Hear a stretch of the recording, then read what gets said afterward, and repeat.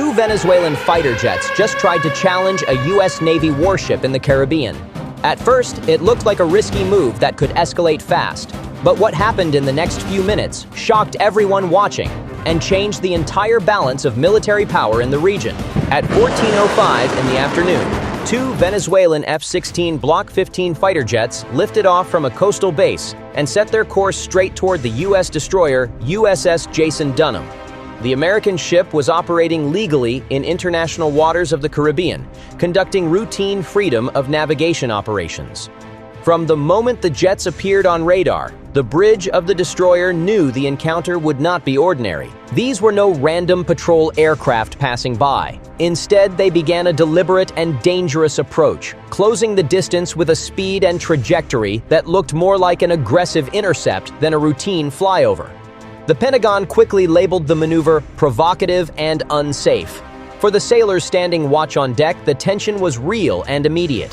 No one knew if the jets were just posturing or preparing to unleash weapons. The F-16s were aging Venezuelan models, originally delivered by the United States back in the 1980s before relations between Washington and Caracas collapsed. Despite their age, their silhouette still carried weight, especially when armed with AEM-9 sidewinders and rocket pods. Venezuelan pilots had little chance of overwhelming a modern American destroyer, but when flown close to a U.S. warship, the message was more political than tactical. Caracas wanted to show it could put pressure on American forces in the region, signaling both defiance and presence. This was a deliberate move designed for headlines and propaganda, but it carried enormous risks. On the Jason Dunham, the ship's advanced Aegis radar immediately locked onto the incoming jets. The system began calculating threat profiles, speed, altitude, and range. Weapons crews brought the Phalanx CIWS Gatling guns to life. The six-barreled cannons designed to shred incoming missiles whined as they spun up in case the fighters made an attack run. Within seconds, the destroyer had layered defenses active. Surface-to-air missiles were standing by, close-in weapons were ready, and every sensor was trained on the Venezuelan aircraft. The ship's Combat Information Center shifted into full alert. This was not a drill. The first contact came when the jets descended to low altitude, crossing within just a few miles of the destroyer's bow. It was close enough for sailors on deck to see the aircraft clearly and for cameras to capture their approach. The U.S. warship responded with strict discipline. Radio warnings were issued over open maritime channels, identifying the destroyer, confirming it was in international waters, and demanding that the Venezuelan jets alter course. The Venezuelan pilots ignored the first calls, continuing their aggressive maneuvers. For every second they remained that close, the danger of escalation grew. But here's where it got even more serious. The Jason Dunham was not alone. Less than 20 minutes away, a U.S. carrier strike group operated with full air wings ready to respond. When the fighters pushed their challenge too far, FA-18 Hornets scrambled into the air from the carrier's deck. In minutes, they were racing toward the scene, ensuring the U.S. had air superiority instantly on hand. Venezuela's gamble had now placed its outdated jets against some of the most advanced naval and air power in the world. The Venezuelan F-16s that closed in on the USS Jason Dunham were not modern jets outfitted with advanced radar or precision-guided munitions. They were Block 15 models, built in the 1980s, that had seen decades of use without proper modernization. Venezuela had once received 24 of these aircraft from the United States during a different era, but years of sanctions, broken relations, and lack of spare parts left most of them grounded. Analysts believe that out of the original fleet, barely 10 to 12 remain operational, and even those are limited by outdated avionics and worn-out engines. The weapons they carried, AEM-9, Sidewinder infrared missiles and basic unguided rocket pods, could threaten small targets at short range, but against an Arleigh Burke-class destroyer, their strike potential was almost meaningless. Still, for Caracas, this was never about actually damaging the ship. It was about creating a spectacle, projecting defiance, and sending a symbolic message across the region that Venezuela could stand up to the United States. Caracas's leadership has long tried to use the military as a tool of political theater. With Venezuela struggling under sanctions and international pressure, provocations at sea or in the air often become a way to rally domestic support and draw global headlines. By sending fighter jets directly toward a U.S. warship, Venezuela wanted to demonstrate sovereignty and strength, even though the actual balance of power was hopelessly against them. For the sailors aboard Jason Dunham, however, political messaging was irrelevant. All they saw were armed jets closing distance, and rules of engagement demanded they treat the approach as a possible threat until proven otherwise. Inside the Combat Information Center of the destroyer, the atmosphere turned tense but controlled. Radar operators tracked every movement of the Venezuelan aircraft. The Aegis system marked them automatically, assigning threat levels and engagement zones. Fire control officers reviewed missile solutions, ready to launch SM-2 or SM-6 interceptors if necessary. The Phalanx CIWS on the deck continued spinning, capable of firing 4,500 rounds per minute if the fighters attempted a strike. Sailors were at general quarters, braced for any sudden escalation. The United States had been through confrontations like this before, but every incident carried the risk of miscalculation. One wrong move, and the Caribbean could ignite. At the same time, the destroyer's commanders understood that American power in the region extended far beyond a single ship. The USS Jason Dunham was only one part of a much larger deployment. A carrier strike group was positioned nearby, centered around a Nimitz-class aircraft carrier. On board were dozens of FA-18 Hornets and electronic warfare aircraft, supported by E-2D Hawkeye airborne early warning planes. Amphibious ships like the USS Baton operated within range, carrying thousands of Marines and their aircraft. Even further below the surface, a nuclear-powered submarine prowled the Caribbean, unseen but always ready. In comparison, Venezuela's outdated jets looked like relics flying into a storm of unmatched firepower.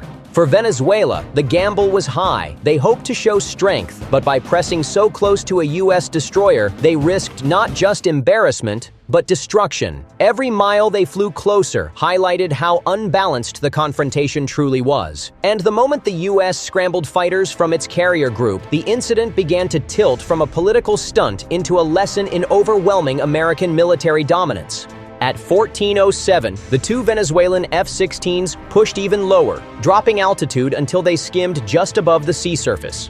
From the bridge of the USS Jason Dunham, the silhouettes were clear, closing distance fast. Their flight path carried them directly across the destroyer's bow, an aggressive maneuver designed to provoke. Within seconds, the ship's Aegis radar locked on both jets, tracking their altitude, speed, and vector. The combat system automatically prepared engagement solutions, and the Phalanx CIWS Gatling guns on deck began spinning at idle, ready to unleash thousands of rounds per minute if the aircraft showed any hostile intent.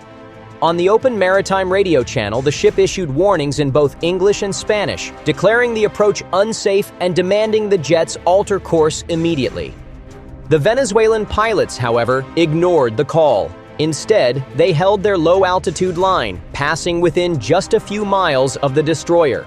For the sailors aboard Jason Dunham, it was a tense few minutes. No one knew if the fighters would try a close flyover, release flares, or even test their weapons. But what the Venezuelan pilots did not anticipate was how quickly the U.S. response would scale up. While the destroyer held its defensive stance, calls were already relayed to the nearby carrier group. From the deck of a Nimitz-class carrier, a pair of FA-18 Hornets launched into the sky within minutes. Their mission was simple: intercept and escort the Venezuelan aircraft away from the U.S. ship.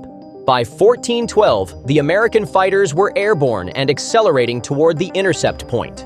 The Venezuelan F-16s, unaware of just how close U.S. reinforcements were, continued their provocation. But as the Hornets closed in from above, the balance of power shifted instantly. The Venezuelan jets, armed only with aging infrared-guided missiles and unguided rockets, were suddenly facing state-of-the-art U.S. fighters equipped with advanced radar, long-range AIM-120 AMRAAM missiles, and superior maneuverability.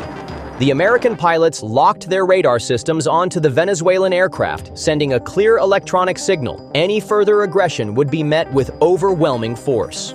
The Jason Dunham's crew watched as the Venezuelan fighters abruptly altered their behavior. They no longer held their aggressive low pass. Instead, they banked away in shallow turns, keeping distance, but circling as if trying to save face.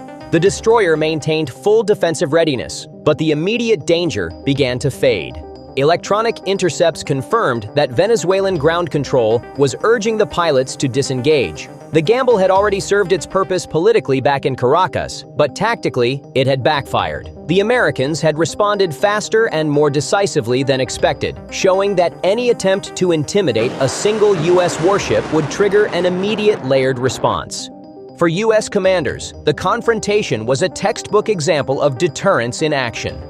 The destroyer never fired a shot, yet within minutes, the situation had escalated from two outdated jets buzzing a ship to an American air patrol dominating the skies above the Caribbean. Venezuela had created a headline, but in doing so, it had exposed just how limited its military capability truly was against modern U.S. naval power. By 1418, the Venezuelan F-16s began to retreat. Their fuel reserves were limited, and the sudden arrival of American Hornets had shifted the confrontation completely out of their favor. Instead of pressing their provocation, the jets climbed slowly and turned back toward their base in Venezuela. From the deck of the USS Jason Dunham, sailors tracked their movement until the radar showed them leaving the engagement zone. No weapons had been fired, no missiles launched, and yet the message was unmistakable. The United States had not only defended its destroyer, but also demonstrated that it could escalate faster, harder, and with more precision than any regional air force. For Venezuela, the incident became a mixed story. In Caracas, state media declared the maneuver a bold act of sovereignty, proof that their air force was capable of challenging America in its own backyard. But among defense analysts and military observers, the reality looked very different.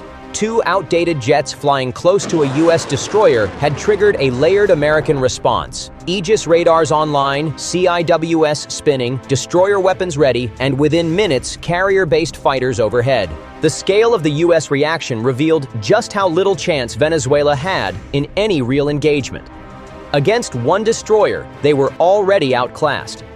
Against a full carrier strike group, the imbalance was overwhelming. The Jason Dunham remained on station, its radar still sweeping the skies, its crew on alert until all threats had cleared. At the same time, U.S. Central Command released a statement labeling the Venezuelan maneuver provocative, unsafe, and reckless.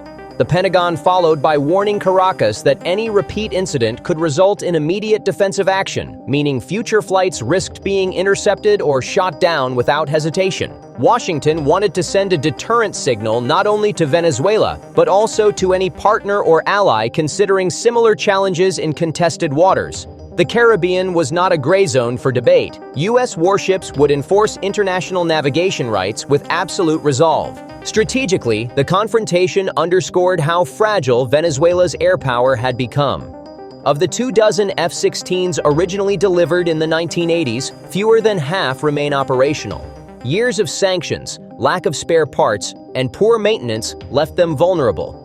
Meanwhile, the U.S. Navy continues to deploy Arleigh Burke-class destroyers armed with SM-2 and SM-6 interceptors, Tomahawk cruise missiles, ESSMs, and full integration with carrier strike group assets.